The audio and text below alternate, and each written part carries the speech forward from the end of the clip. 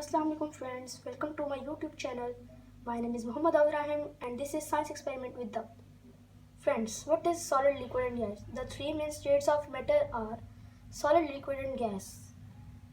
Whether something is a gas, solid or liquid doesn't depend on the type of particles inside it. It depends on the way the particles move and how tightly packed they are. First one, solid. Particles in a solid are packed tightly together and cannot move. That means solid have the same shape no matter where you put them.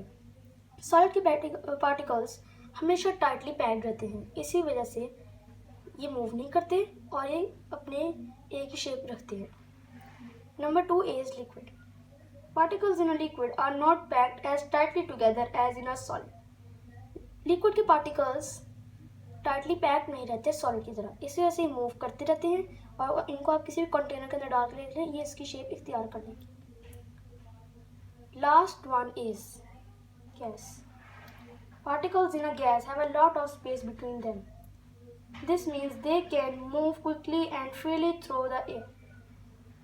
Gas की particles के अंदर space ज़्यादा होती है, इसी वजह से freely air throw कर सकते हैं.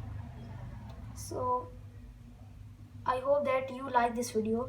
Please subscribe my channel and press the bell icon button. अपना बहुत ख्याल रखिएगा. अल्लाह हाफिज़.